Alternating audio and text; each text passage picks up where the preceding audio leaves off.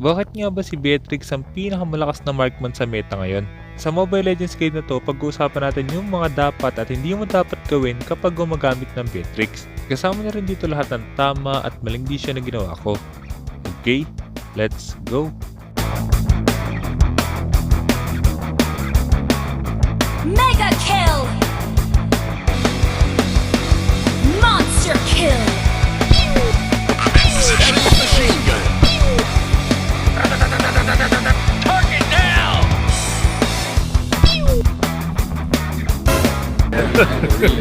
Hey, y'all, come look at this.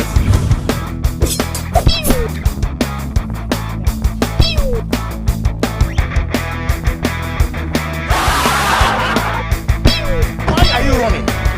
Why are you running?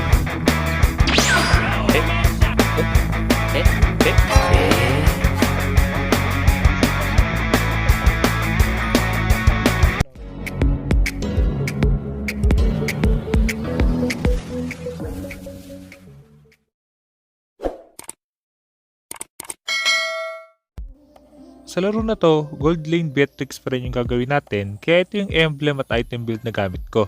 Mamaya pag-uusapan natin kung bakit napaka-importante ng high and dry at kung kailan ba dapat palitan yung item build niya. Sa early game, pink at yellow pa rin ang gagamitin natin na barrel. Hindi ko lang sigurado dito paano ako nakapagpalit ng barrel kahit wala naman akong first skill.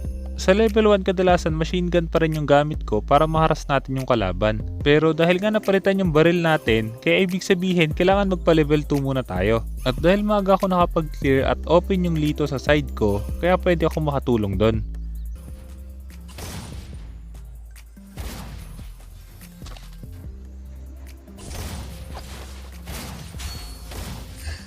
Saktan siya.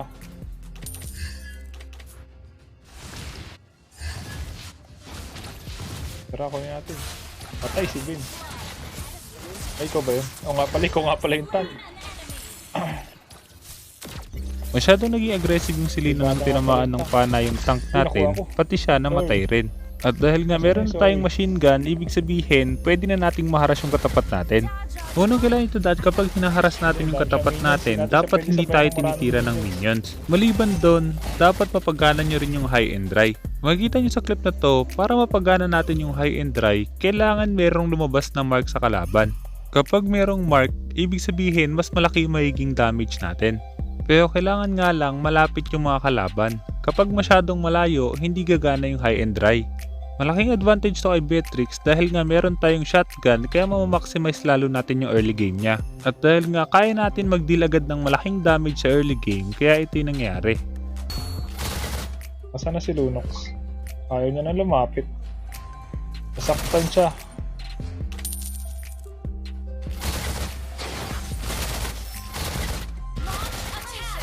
Ay, may natira! Kaso delayed siya. Napakaswerte ng Lunox at may natirang 6 HP sa kanya. Niready ko yung shotgun para kung sakaling bumalik siya, pwede ako mag-flicker basic attack. Pero dahil napauwi natin siya, kaya makakuha tayo ng pera sa tower. Hindi rin tayo mag-aalala sa kalaban dahil nga sa blue sila nag-start, kaya ibig sabihin pataas yung rotation nila. Pero kapag wala kayong flicker at hindi nyo nakikita yung kalaban, maaaring papunta pa rin sila sa bottom lane. Sa sitwasyon na to, binigay ng kakampi ko yung turtle at pagtapos makuha ng kalaban yun, kailangan na natin mag-ingat. At dahil nga masyado ako nakaabante, kaya mas malaki yung percent na dito sila mag-rotate. Kaya ang dapat natin gawin, i-clear agad yung lane tapos hintayin sila magpakita sa mapa. Pero dahil masyado sila magiging aggressive, kaya ito yung mangyayari. Level 4 na siya. Magle-level 4 na siya so di na tayo pwede umabante. The enemy has slain the turret. Ayun na, level 4 na siya. Kaso naka-ready yung light niya. Tara, ikot na tayo. On the winning side.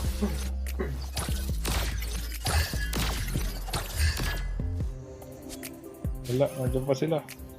Uy, pumana pala. Is ready. Uy, mali nang kainain niya, no? Lululula! Launch attack. Nako! Kala ko nahagis mo na. Kaya na, stun. Lasit! Slain an enemy. Ay, pumana! Sa pool.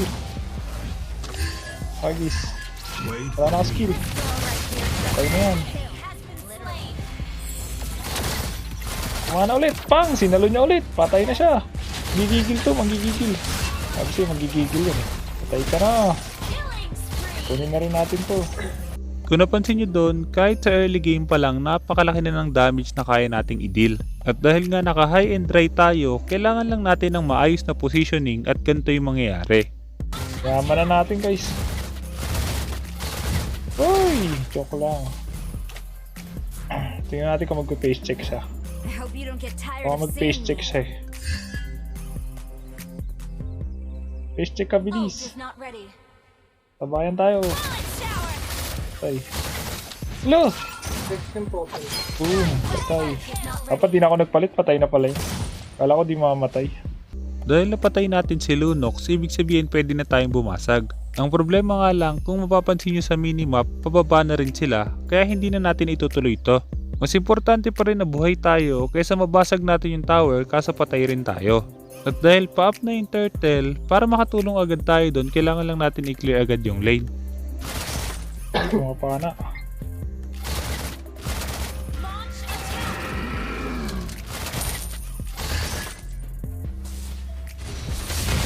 Nice one. May connection. Yan na.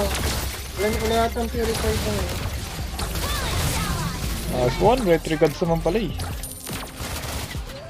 Tunok ka. Ayun lang. Ilan? Okay, nastan. Patay na yan. Nakain.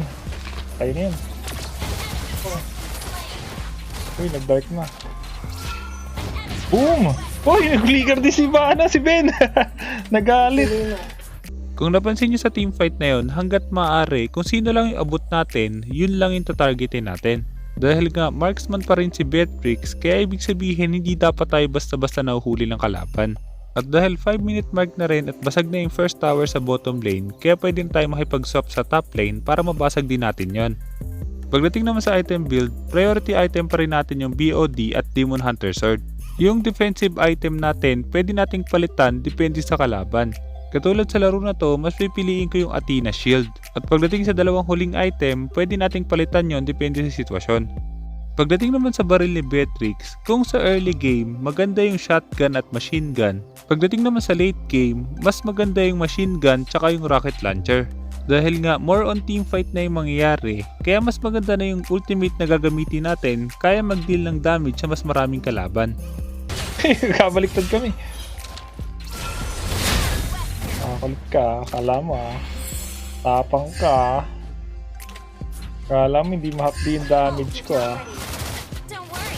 Be a Sa sitwasyon na to, malaki na yung lamang natin kaya uunti-untiin na natin yung mga objectives para matapos yung laro.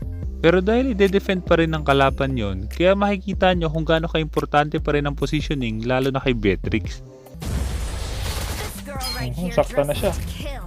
Literally. Ally has Uy, nasa gitna yung Lance. been slain. Basag na to. Dodge all you want. Nag-ulti na siya. Bakit ata yung Lance? Bakit yung Lance? Turtle. Attack the Lord. Attack the Nasaan na turtle. yung Lance? Ayun, nasa Turtle. Let me show you how to outsmart them old bombs. Slain. Kunin muna natin yung Turtle. Ally has slain the turtle. Kinain. Patay na yan. Monster kill.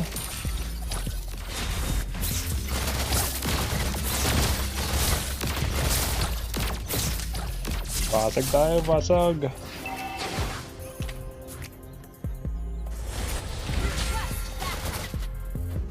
In a minute. Hey there, meat runner. Very Puyaan mo siya dyan. Basag lang tayo. Sa loob, pasukin mo. Ano ka? Ayaw mo pasukin.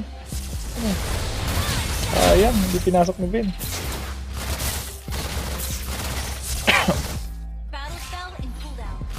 If sheer words could break you, Patay. Patay. Patay. Patay. an enemy has been slain.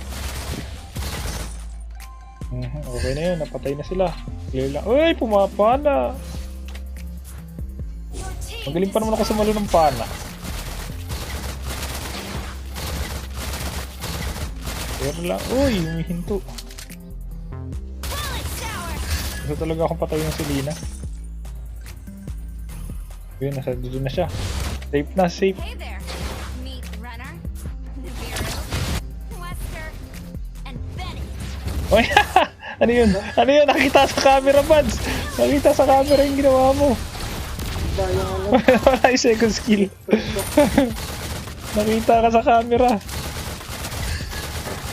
Your team destroyed a turret. Request backup. Beatrix everywhere. Bullet shower. Request backup. Your team destroyed a turret. Our Basag sa turret gitna. has been destroyed. Tag na. Agis. Oink, pinagis. Have ready. Up, sinunod ng barats. Hop back when I get home. Uy, nag-dash. Uy, nag-dash. Ngayon ko lang nakita nag-dash yun. Ayun, uy! I'm out. Ayoko na dyan. Attack the Lord. Going full speed Patay yung ahead. ano. Uy, ilag. Agis, agis mo, agis mo.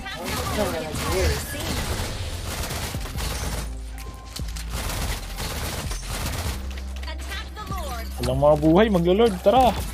Laban na yan. Attack the Lord. Uy, bakit ganun? Pala, 70 nga pala yung team natin. Kaya ayaw mag-dash agad. Uy, bilag ka. Nare-repin na naman to, di ba? Ally has slain Lord. Ult is not ready.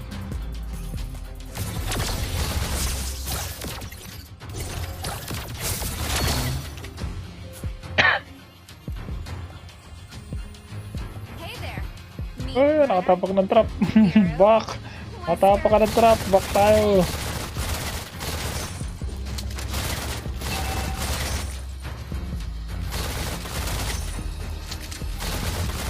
Winner, winner, chicken.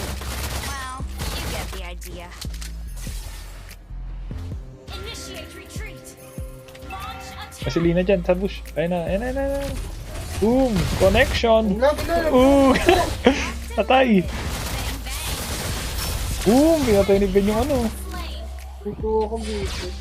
Tara, uy, push. Coin. Ah, Buhay. Push first. Uy, nag-dark. Ult is not ready.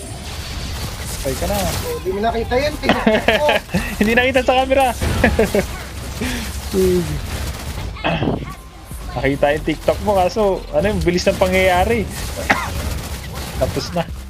Sana marami ka natutunan sa guide na to at kung meron kang guide na gusto ipagawa, i-comment mo lang sa baba at sa mga gumawa ng guide tungkol doon.